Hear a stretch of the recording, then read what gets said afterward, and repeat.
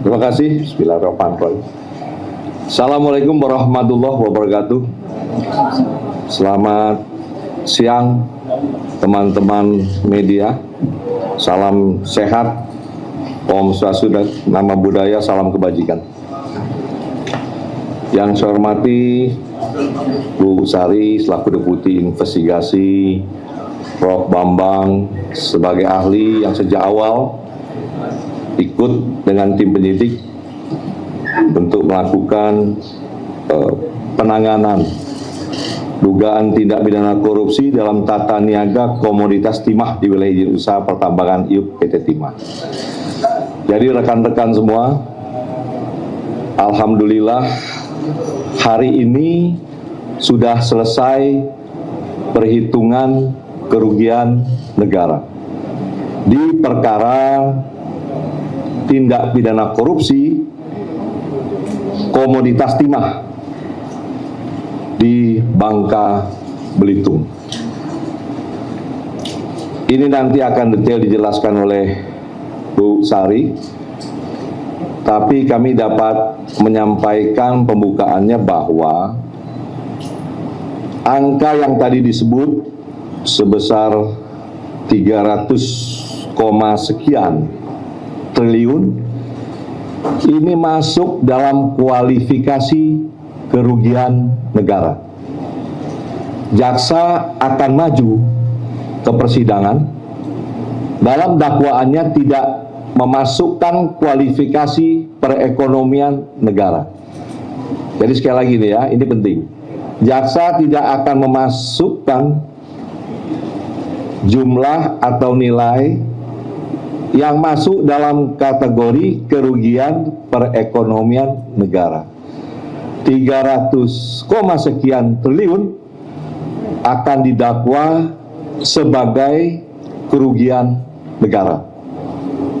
Mengapa begitu? Nanti silahkan hari ini kita buka selebar-lebarnya kepada teman-teman media, karena saatnya sudah tepat.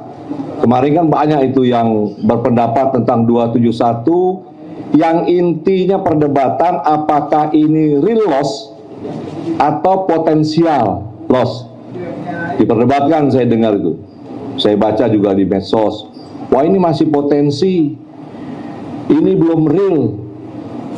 Nah, ini silakan teman-teman tanya, ahlinya ada, Ibu Deputi ada, saya ada, sehingga kita bisa mengklirkan apa yang menjadi alat bukti dan jaksa yakin bahwa ini adalah kerugian real yang harus nanti jaksa tuntut sebagai kerugian negara. Nah, itu yang menjadi penting. Jadi kita beri kesempatan dulu sebelum teman-teman wartawan nanti bertanya kepada Ibu Deputi dan Prof. Bambang untuk dapat sedikit menjelaskan sebagai pembukaan. Kami persilahkan Bu Deputi. Baik, terima kasih Pak Campitsus, rekan-rekan media. Jadi menindaklanjuti apa yang tadi disampaikan Pak Kepala BPKP, setelah kami menerima permintaan perhitungan kerugian keuangan negara dari penyidik, dari Kejaksaan Agung, kami melakukan prosedur-prosedur audit sebagaimana standar audit yang mengatur profesi kami. Kemudian termasuk di dalamnya adalah berdiskusi dengan para ahli, ada 6 ahli, salah satunya beliau Prof. Bambang Heru. Kemudian kami mengumpulkan dan mengevaluasi bukti-bukti yang kemudian sampai pada kesimpulan adanya kerugian keuangan negara sebesar 300,003 triliun. Angka detail sampai ke digit itunya adalah nanti kami akan jelaskan di persidangan tentu saja ya. Berupa apa saja? Yang pertama adalah kemahalan harga sewa smelter oleh PT Timah sebesar 2,285 triliun. Yang kedua adalah pembayaran biji timah ilegal oleh PT Timah kepada mitra tambang PT Timah sebesar 26,649 triliun. Kemudian yang ketiga adalah kerugian keuangan negara karena kerusakan lingkungan yang dihitung oleh Prof. Bambang ini sebesar 271,069 triliun. Nanti angka detailnya Prof. Bambang. Mengapa ini masuk dalam kerugian keuangan negara? Karena memang di dalam konteks neraca sumber daya alam dan lingkungan, kerusakan yang ditimbulkan oleh tambang ilegal merupakan residu yang menurunkan nilai aset lingkungan secara keseluruhan. Penjelasan secara ringkasnya seperti itu.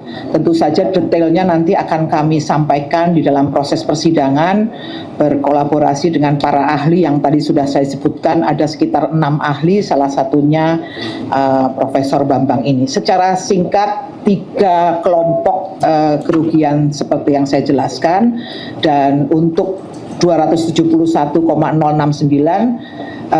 karena ada keahlian khusus untuk menghitungnya seperti apa, di mana itu adalah di luar kompetensi auditor, maka Prof. Bambang lah yang menghitung, karena kami adalah auditor dalam konteks keuangan negara. Tetapi untuk detail teknisnya bagaimana menghitung dampak kerusakan lingkungannya, maka monggo Pak Prof. Bambang melanjutkan. Silakan. Prof, silakan. Di sini juga bisa, di sana juga bisa. Baik, terima kasih Pak Jampitsus dan Bu Deputi. Bapak Ibu yang saya hormati, Assalamualaikum warahmatullahi wabarakatuh. Selamat siang. Menyambung seperti apa yang pernah saya sampaikan di press conference bulan Februari, kalau nggak salah, tahun 2024, maka sekali lagi kami ingin menegaskan bahwa dalam rangka untuk menghitung kerugian lingkungan seperti dipersyaratkan oleh Permen LH 7/2014, maka wilayah tersebut harus dibuktikan rusak secara saintifik. Untuk memastikan itu, maka kami melakukan legal sampling kepada area tambang timah ya yang berada di Bangka Belitung. Jadi kami datangi, kami mengambilan sampel ya, termasuk contohnya itu misalnya dari yang tersisa itu ya, katakan misalnya hasil bongkaran mereka ke atas, kita ambil, disampling, disaksikan oleh penyidik, kemudian termasuk juga vegetasi yang di atasnya ya, dan itu satu lokasi, tidak hanya satu titik, dan itu ada beberapa titik begitu ya, baik yang ada di Bangka, Belitung maupun Belitung Timur. Dan kami lakukan itu pada wilayah representasi dari wilayah yang sudah terbuka itu. Ya, jadi ada hasil perhitungan kemudian akhirnya terungkap di kawasan hutan itu tidak hanya di kawasan hutan produksi, ternyata juga ada di kawasan lindung, bahkan ada di dalam Taman Nasional. Nah, setelah hasil analisa laboratorium berdasarkan sampel yang kami ambil, ya disaksikan oleh penyidik, tentu saja dengan berita acara apa dan sebagainya, maka dipastikan wilayah tersebut rusak. Nah, dari situlah kemudian kami tahu ya ada wilayah yang di dalam kawasan hutan maupun yang di non kawasan hutan. Nah, pertanyaannya adalah bagaimana caranya kami merekonstruksi kejadian itu untuk memastikan bahwa memang terjadi perusakan itu. Ya, jadi kami menggunakan citra satelit sehingga kami tahu pergerakan di tahun itu. Jadi kami buat seri. Misalnya di tahun 2015 itu di mana saja mereka melakukan aktivitas itu. Kemudian di 2016, di 2017, di 2018, 19, 2020, 2021, 2022. Sehingga dari situ rekonstruksi itu bisa dengan mudah dipahami ya, kemana mereka melakukan ekspansi itu ya, di 2015 berapa, 2016 dan sebagainya. Dan dari situlah akhirnya kami menghitung berapa luasan yang dilakukan per tahun, sehingga itu kita bisa bangkitkan gitu ya, dengan citra satelit kita pertunjukkan, kita pertontonkan, itu bisa dicek. Nah, sehingga berdasarkan itu teman-teman sudah tahu ya, tidak perlu saya ungkap lagi, ada angka keluar 271 triliun sekian itu. Nanti detailnya akan kami sampaikan di persidangan. Jadi tentu saja semua itu diukur tidak dikira-kira dan parameternya sudah jelas, dan sehingga tidak ada istilah potential loss. Itu adalah betul-betul total loss, ya. Nah, sehingga berdasarkan itulah kemudian kami menghitung kerugian seperti yang teman-teman ketahui tadi. Jadi ada ecological disturbance, terganggu, ya. Kemudian yang kedua adalah environmental economic yang rusak, dan yang ketiga itu adalah pemulihan yang harus dilakukan. Nah, Bapak Ibu harus tahu, ya, bahwa poin 1 dan 2, yaitu kerugian ekologis dan ekonomis, itu mestinya itu hak negara yang bisa didapatkan kalau tidak terjadi kerusakan di situ. Nah, kemudian yang kedua, akibat kerusakan yang terjadi, maka itu harus dipulihkan. Nah, yang jadi pertanyaan kemudian adalah kalau dia tidak dipulihkan, lalu tanggung jawab siapa? Nah, dari regulasi yang ada, apapun alasannya, PT Tambang Timah Tbk itu harus bertanggung jawab terhadap apa yang terjadi di lokasi tersebut. Karena pada akhirnya kalau itu tidak dilakukan, maka itu menjadi beban, menjadi tanggung jawab negara. Jadi ada 3, ya. Yang poin 1 dan 2 itu adalah hak negara yang dalam hal ini akhirnya dirusak, sehingga mestinya dapatkan sesuatu, ya, dari hasil tambang itu ternyata kita lihat adalah terjadi environmental destruction. Dan yang kedua itu yang juga penting adalah itu harus dipulihkan, ya, karena masyarakat, ya, sesuai dengan bunyi Undang-Undang Dasar 45 berhak untuk mendapatkan lingkungan yang baik dan sebagainya. Sehingga sekali lagi saya ingin sampaikan juga bahwa itu adalah menjadi tanggung jawab dari tambang PT Timah Terbuka. Nah, kalau itu tidak dilakukan, maka itu menjadi kewajiban negara. Jadi sementara itu yang bisa saya sampaikan. Terima kasih. Assalamualaikum warahmatullahi wabarakatuh. Terima kasih Pak Jampitsus. Jadi udah jelas, ya, apa yang disampaikan oleh ketiga narasumber pada pagi hari ini. Mungkin rekan-rekan media ada yang bertanya atau mendalami kasus ini, silakan. Biar lebih terang dan lebih jelas nanti ke depannya di masyarakat. Ada yang mau bertanya? Ayo silakan, maju depan, Mas. Sini, Mas. Biar teman-teman media yang lain juga dengar.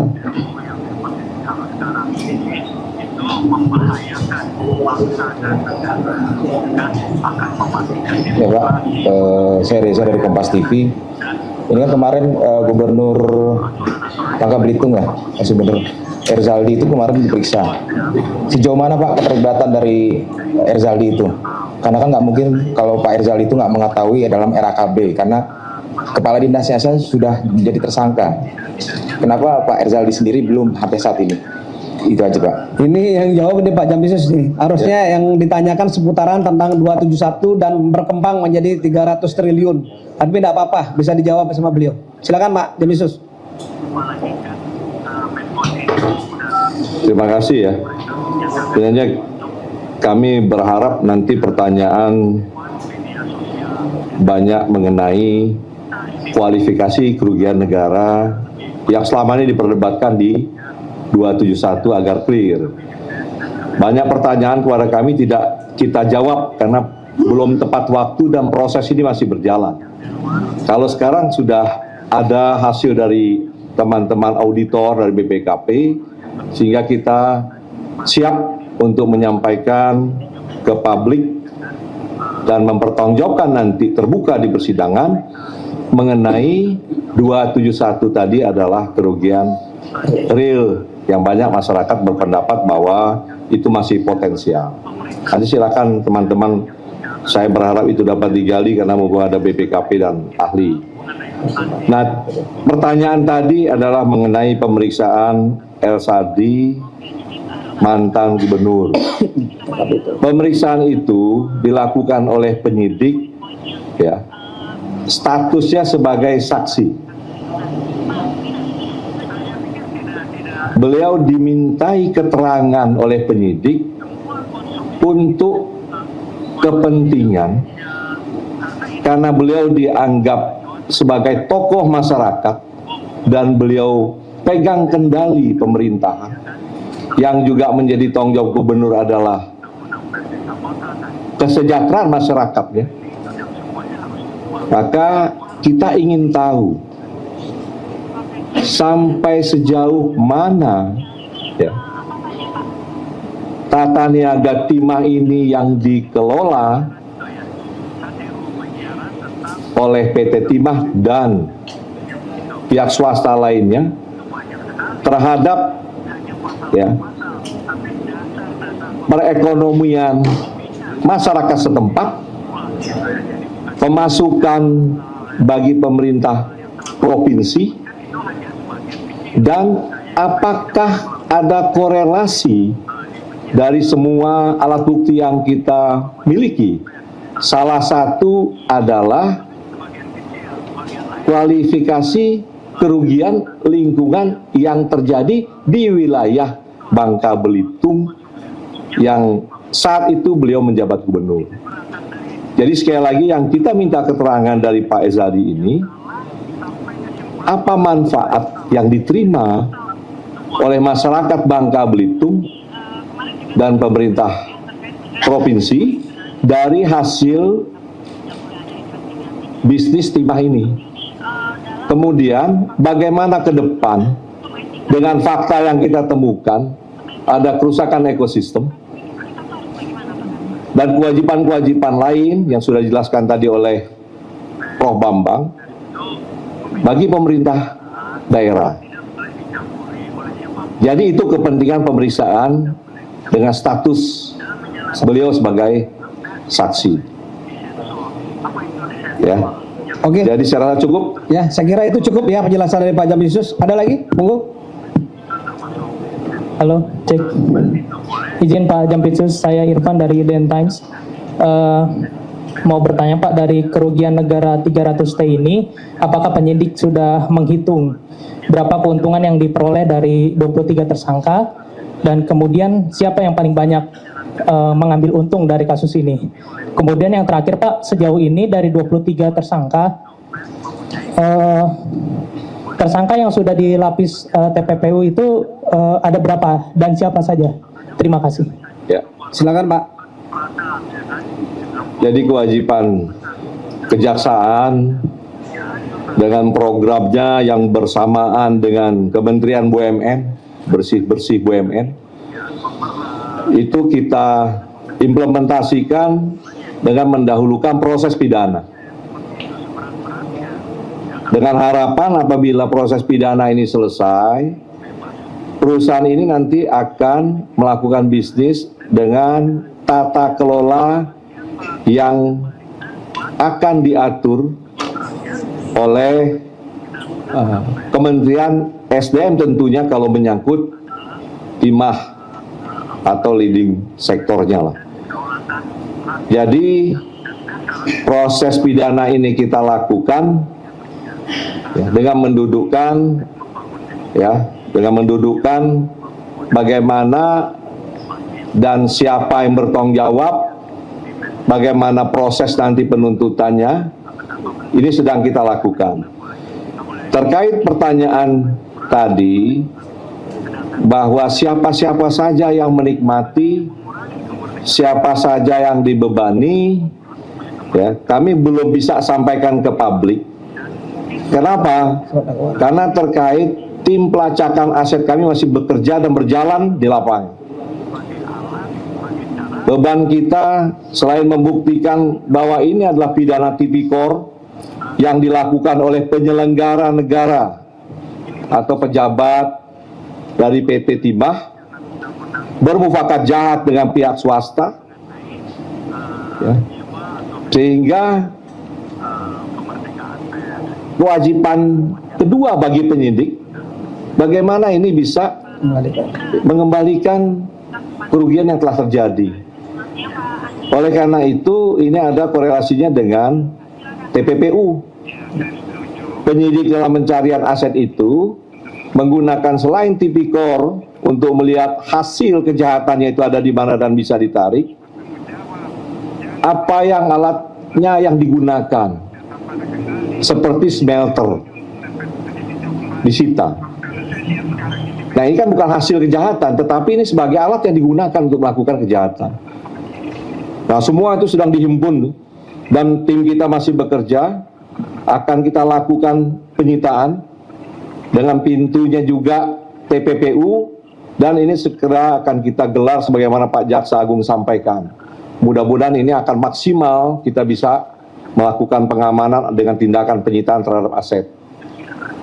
Jadi untuk TPPU saya rasa nanti semua sudah clear, sudah kita umumkan tuh, yang kena siapa saja. Setiap ada penetapan kita sudah sampaikan. Tapi mengenai aset-aset dan siapa yang menerima keuntungan masing-masing berapa, mohon maaf kami belum bisa sampaikan, takut anak-anak kehilangan aset. Anak-anak yang masih bekerja di lapangan nanti kehilangan aset-asetnya yang sedang diburu. Jadi itu ya. Ya, jadi udah cukup ya. Jadi belum bisa kami sampaikan secara real, tetapi nanti dalam surat dakwaan pasti akan disampaikan. Dalam waktu 1-2 minggu ke depan, Pak Jaksa Agung sudah menyampaikan ini akan segera dilimpahkan. Silakan.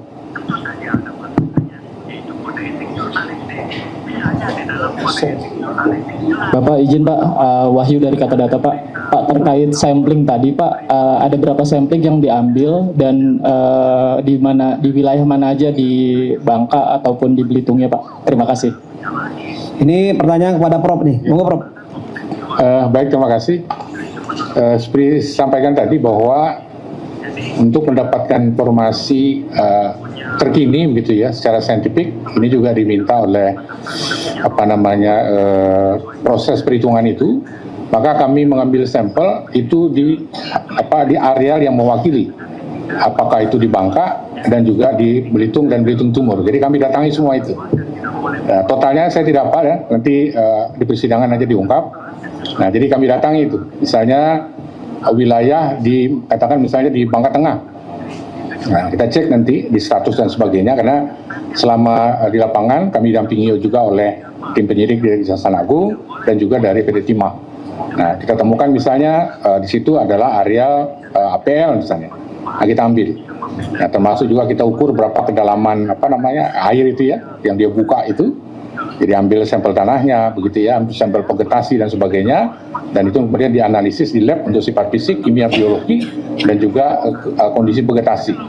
Nah, juga nanti kami datangi juga pada kawasan berhutan, ya, apakah itu masuk ke kawasan hutan produksi, kemudian juga ke kawasan lindung, dan juga masuk ke areal di Taman Nasional.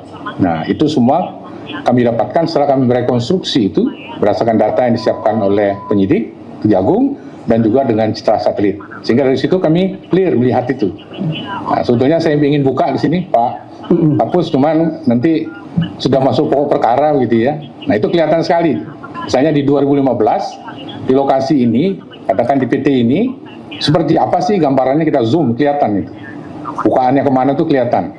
Nah, kemudian juga di 2016 seperti apa, 17 seperti apa, 18, 19, 2022, luasannya pun kita tahu. Nah, seperti itu. Jadi verifikasi itu adalah bagian dari upaya untuk rechecking antara data yang kami dapatkan dari citra satelit dengan kondisi terkini yang terjadi di lapangan. Nah, dari situ juga kami tahu bagaimana pergerakan itu. Misalnya ada perusahaan ya yang katakanlah kecil iupnya itu, tapi dia merangkak itu membesar ke bawah di luar punya dia. Nah, sehingga itu yang dalam penjelasan kemarin kami sampaikan ada yang non-iup dan sebagainya. Jadi kami sampai pada kita rekonstruksi seluruh itu, kita bisa bangunkan. Nah, kalau teman-teman lihat itu pasti tersenyum, kok bisa ya? Nah, itulah salah satu cara kami untuk meyakinkan penyidik bahwa apa yang kami lakukan itu bukan, sekali lagi bukan potensial tapi the real. Nah, kalau di zoom itu kelihatan sekali. Nah, jadi kira-kira begitu yang bisa kami sampaikan. Saya kira itu ya, tadi udah jelas real ROS-nya itu udah jelas ya.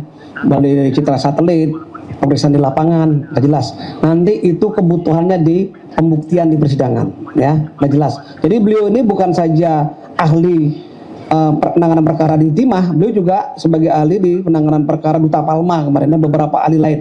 Sudah terbiasa beliau melakukan perhitungan yang real loss seperti ini. Ada pertanyaan lagi? Terima kasih. Cek dulu nanti kok. Saya Asri dari Kompas TV, Pak, izin bertanya terkait dengan kasus Timah ini, apakah betul ada keterlibatan dari Purnawirawan Polri terhadap kasus Timah ini? Boleh dikonfirmasi, Pak? Oh, ini pertanyaannya ini menjurus nih, Pak. Ya. Monggo, Pak. Jadi yakinlah bahwa penyidik kejaksaan ini profesional, bertindak dalam koridor ketentuan. Dan ini secara khusus memang saya minta ke Ibu Deputi, ke teman-teman auditor untuk percepatan hasil perhitungan kerugian negara. Dengan maksud agar cepat bisa kita limpah. Nah, kalau ini sudah digelar di pengadilan, teman-teman bisa lihat itu. Dari alat bukti yang dibuka, dari saksi yang bicara. Ya. Apabila ada keterlibatan, ada alat bukti di situ, itu penuntut umum kami membuat nota pendapat itu untuk usulan sebagai tersangka dari hasil persidangan. Ini saya lihat banyak di medsos beredar, si A, si B, ya. Ini terlibat. Tetapi ukuran kita tentunya adalah alat bukti yang kita peroleh ini apa. Kita juga dibantu dari PPATK. TPPU kita pelajari betul siapa yang terima dari hasil kejahatan ini. Semua betul-betul dengan cermat kita lakukan. Bahkan dari awal kita sudah sampaikan juga ke pihak-pihak terperiksa bahwa ini kita lakukan secara profesional dan tolong jaga penyidik kami agar tidak terpengaruh dengan hal-hal yang tidak diinginkan. Nah, ini akan kita segera gelar. Nanti silahkan teman-teman media mengikuti, dan kami senang sekali ketika satu proses penanganan perkara di kejaksaan ini diikuti dengan cermat oleh teman-teman media sebagai koreksi atau sebagai masukan kepada kami tentunya. Ya. Jadi kami tidak mau berpolemik, yang jelas sudah kita umumkan ada berapa tersangka? 23. 23 yang kami yakini bahwa inilah pelaku dan inilah yang menikmati, inilah yang menyebabkan kerugian, akan segera kita sidangkan. Kalau pertanyaannya kembali apakah stop di sini? Teman-teman media kan sudah melihat proses yang kita lakukan di perkara-perkara besar kan terus berjalan sepanjang alat bukti tersebut ya memiliki kekuatan untuk penetapan tersangka lain. Oke? Ya. Nah ya, saya kira itu ya. Biasanya prosesnya terus berjalan. Penetapan tersangka tidak hanya dalam proses penyidikan, bahkan dalam proses persidangan pun tidak menutup kemungkinan juga akan terbuka semua. Bahkan dalam putusan akhir dan sudah mempunyai kekuatan hukum tetap berjalan. Jadi dikawal kita semua. Ayo silakan. Selamat siang Pak, izin perkenalkan saya Malik dari Indoposko ID. Yang menjadi pertanyaan gini Pak, total kerugian kan dari 271 sampai ke 300 ya Pak ya. Apa saja indikator utama yang digunakan dalam menilai kerugian negara dalam kasus korupsi timah, dan bagaimana validitas indikator tersebut dijamin sehingga jaksa itu sangat yakin Pak. Terus yang keduanya, bagaimana perbandingan kasus korupsi timah di Bangka dengan kasus serupa di daerah lain dalam hal penanganan kualifikasi kerugian negara. Yang ketiganya, apakah ada pihak-pihak lain yang diduga terlibat, karena kan selama ini hanya pihak-pihak swasta dan lain-lain gitu Pak. Yang terakhir, total aset timah yang disita Pak. Terima kasih Pak, selamat siang. Kalau pihak lain sudah 23 Mas ya, mau tambah lagi ya? Silakan Pak Jambisus. Wah, di pertanyaan borongan itu siapa yang WA itu? Oh ya. Jadi yang pertama tadi mengenai bagaimana jaksa kok percaya ini kerugian real ya, kerugian nyata bukan potensi. Ini kan hasil diskusi lama dengan teman-teman auditor yang awalnya didukung dari perhitungan kerugian dari ahli. Tadi sudah disampaikan oleh Ibu Deputi bahwa kerugian atas perbuatan kerjasama PT Timah ini dengan smelter itu ada 2,285. Perbuatannya apa? Nah ini kan PT Timah ke smelter swasta menyampaikan untuk pengolahan ke smelter swasta, kemudian ada kerjasama atas pengolahan tersebut. Nah ini timbul kerugian dihitung dari sisi kerjasama tersebut. Kemudian yang kedua, ada kerugian atas pembayaran biji timah kepada PT Mitra. Nah, ini kan ada yang punya IU PT Timah, dibawa ke swasta, PT Timah beli lagi. Nah, ini kita akan dakwakan nanti ke pejabat-pejabat PT Timah yang sudah tersangka. Nah, yang ketiga yang saya lihat polemik, dan banyak betul masuk pertanyaan ke saya juga, WA, bagaimana 271 ini kerugian lingkungan kok bisa jadi kerugian tipikor. Yang saya tanya dengan penyidik pertama adalah, apakah kerugian lingkungan hidup ini yang dihitung oleh ahli ini menjadi kewajiban untuk dibayar? Nah, ini kewajiban. Nah, tentunya penyidik kan menjawab bukan asal ini kewajiban, tetapi dengan ketentuan-ketentuan di undang-undang. Contohnya undang-undang Minerba ya. Minerba. Dan dengan dasar-dasar itu kita yakini, oh ini kewajiban yang tidak bisa dihindari oleh negara. Pertanyaan yang kedua, siapa yang akan bayar? Yang bertanggung jawab untuk menutupi kerugian yang sudah dihitung ini. Kan tadi ada kerugian ekonomi, kerugian ekologis, kemudian rehabilitasi lingkungan. Apakah kita bisa menghindar tiga ini? Saya bilang nggak bisa. Ini harus tetap dipenuhi. Itu pertanyaan saya kepada penyidik, dan penyidik bisa menyampaikan semua dasar hukumnya bahwa kita tidak bisa menghindari ini. Nah, yang saya tanya lagi, siapa yang harus bayar ini? Nah, ini yang menjadi polemik. Apakah ini masuk dalam kualifikasi undang-undang lingkungan atau tipikor? Ternyata ya, penyidik ketika melakukan expose di hadapan kami, itu kita lihat bahwa perbuatan ini dilakukan di dalam kawasan IUP PT Timah, sehingga kewajiban ini melekat ada di PT Timah. Pertanyaan ketiga, apakah kita ikhlas PT Timah ini akan membayar sebesar ini, sedangkan PT Timah yang kita ketahui juga tidak pernah untung ya? Rugi terus. Jadi siapa yang makan uang timah ini? Maka saya minta ke penyidik, ini harus dibebani kepada mereka yang menikmati timah hasil mufakat jahat tadi. Nah, itu kira-kira bagaimana penyidik akhirnya meyakini, oh ini harus memang dipenuhi. Contoh perkara yang pernah kami lakukan banyak seperti itu. Satu contoh aja lah. Jadi ada pelakunya Dirut BUMN dengan menggunakan BUMN-nya mengajukan proposal pembiayaan. Ya.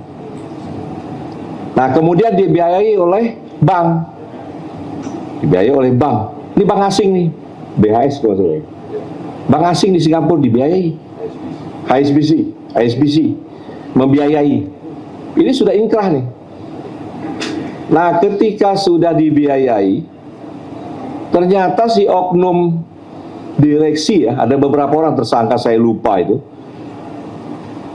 Setelah dapat uang, dia gunakan untuk hal lain dari proposal yang dia sampaikan.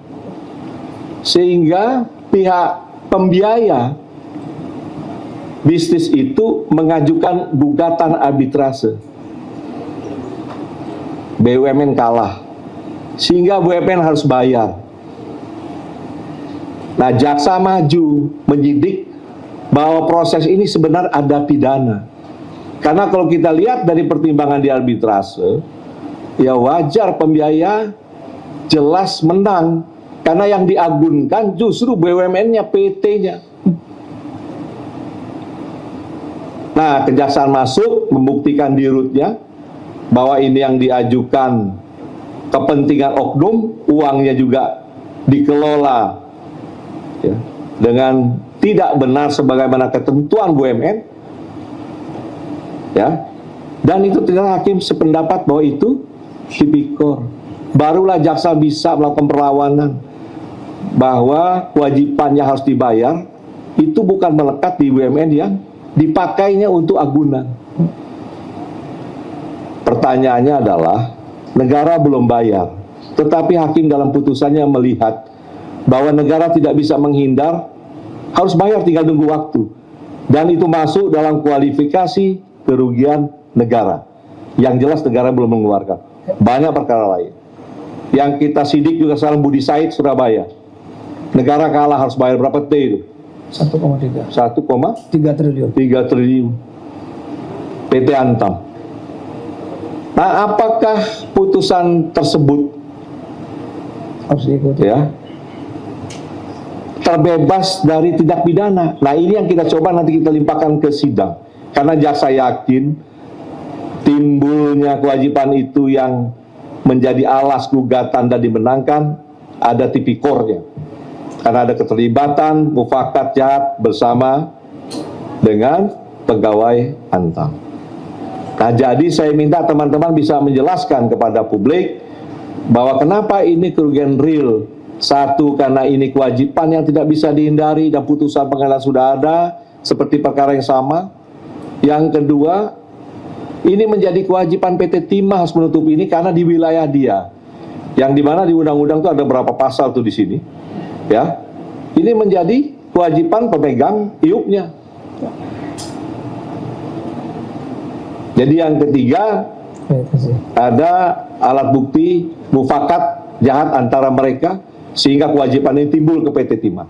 Nah, kira-kira seperti itu cara berpikir sehingga kami yakin bahwa ini kerugian real, bukan potensi yang harus ditanggung oleh PT Timah secu negara. Ya, jelas ya? Oke ya, sangat jelas ya. Ada lagi? Ayo, Mbak, depan. Saya buka lagi 3 pertanyaan. Silakan. Ya Pak, saya Ursula dari Kompas TV. Saya ingin bertanya soal kemarin ada isu soal kuntit-menguntit yang diduga berasal dari anggota Polri Densus 88. Kira-kira bisa dijelaskan soal kasus tersebut dan dikonfirmasi apakah betul dan saat ini penanganan untuk kasus tersebut seperti apa? Terima kasih. Ya. Jadi kalau mengenai tadi apa tadi istilah kuntit menguntit atau intip mengintip ya. Ini sudah diambil alih oleh Jaksa Agung. Ya, karena ini juga sudah menjadi urusan kelembagaan, sehingga ini harus secara resmi disampaikan. Nanti setelah ini selesai, ya silakan ditanya langsung kepada Kapus Penkum yang sudah mendapat arahan dari Jaksa Agung. Ya. Jadi sementara kuntit-menguntit kita geser dulu ke belakang, ya kita jawab. Ini. Termasuk juga tadi yang lapor-melapor, nah, silakan tanya. Karena Jampitsus muncul di sini ada Dirdik, ada Dirtut untuk menjawab supaya publik tidak resah atau menimbulkan banyak tafsir. Silakan nanti ditanya semuanya. Nah, tadi juga ada pertanyaan tadi yang belum saya jawab dari Masnya. Ada tersangka lain tidak, Pak? Nah, itu sering masyarakat tanya. Ini saya baru dikasih tahu dengan Dir Penyidikan ada penahanan terhadap Hari ini. pejabat yang saat itu menjabat Dirjen di SDM. Saat ini diputuskan ya Untuk ditahan. kebijakan bisnisnya di PT Timah dan sudah sampai orangnya sedang diperiksa. Nanti di preskom Nanti tanya lagi karena itu sudah saya perintahkan penyidik untuk lakukan penahanan agar masyarakat jelas bahwa kejaksaan akan bertindak secara profesional. Ada alat bukti, tetapkan, limpahkan ke pengadilan. Dan alhamdulillah selama ini kita belum ada yang bebas lah dengan kehati-hatian kita. Yang bebas kan baru kemarin pasal 21 karena ada beda pendapat. Ya. Oke. Ada lagi? Ada lagi, silakan Pak. Tentang perkara ya. Tentang perkara 271. Ya. Dan oke. geser jadi 300. Ya. Ya, 300 sekarang. Ya, selamat siang Pak Febri, saya Lani Pak dari Tempo. Soal perkara ini Pak, beberapa waktu yang lalu kan tim Bapak sudah memeriksa Pak Robert Bono ya Pak. Dia kan diduga terlibat karena dulunya dia adalah pemilik PT RBT walaupun dia membantai kepada kami begitu. Ya. Nah, apa hasil pemeriksaan terhadap dia dan bagaimana keterlibatan dia Pak? Dan melanjutkan pertanyaan Mbaknya ini Pak, kemarin kan Kapolri dan Jaksa Agung sudah bertemu gitu Pak. Apa pesan dari Pak JL sendiri untuk Bapak dan ketika kejadian itu kan kabarnya ada satu atau dua anggota Densus yang kemudian ditangkap. Lalu Bapak menelpon kabar reskrim tapi meminta Densus itu dibebaskan, tapi kemudian tidak dibebaskan, itu seperti apa ceritanya Pak? Terima kasih. Jadi sekali lagi udah dijelasin. Tadi yang saya jelaskan, karena ini sudah diambil alih oleh Jaksa Agung, ya, dan tentunya ini menjadi persoalan institusi, bukan persoalan lagi saya sebagai pribadi. Nah, ini akan dijelaskan nanti oleh Kapus Penkum yang tentunya sudah ada arahan Jaksa Agung. Selesai ini baru masuk babak kedua, masalah kuntit menguntit dan lapor melapor. Nanti silakan teman-teman tanyakan ya. Kewajiban kami yang jelas, perintahnya adalah selesaikan berkas dengan cepat, segera limpahkan agar masyarakat dapat melihat semua apa yang terjadi. Termasuk tadi pertanyaan mengenai Robert Bono. Ini pun karena suara masyarakat ya, dan beberapa indikasi yang ada di kita sehingga dipanggil. Tidak saja Robert Bono, siapapun yang ada indikasi ya, karena ini kerugian cukup besar 300 triliun, maka akan kita periksa. Apakah dia tersangka atau tidak, nanti alat bukti akan bicara. Bisa dilihat sisi nanti, cermati oleh teman-teman. Cermati kesaksian. Ya, yang tampil di pengadilan, lihat ada tidak nanti alat bukti untuk arah ke seseorang yang belum ditetapkan. Lihat dari nanti jaksa membuka aliran dana, siapa yang menikmati. Kalau dia menikmati yang belum ditetapkan, kalian bisa sampaikan kepada kami. Kita akan terbuka, dan ini memang harus kita lakukan sebagaimana keinginan kita semua, bahwa yang menjadi poin-poin penting pendapatan negara khusus yang besar akan kita lakukan penelitian semua. Mudah-mudahan segera dapat perbaikan tata kelola ya, baik dari sumber daya alam, sawit dan semuanya, sehingga kita masyarakat bisa langsung melihat berapa produksi, siapa yang produksi, hak negara dibayar atau tidak, semua bisa dikontrol. Tujuan kejaksaan hanya itu.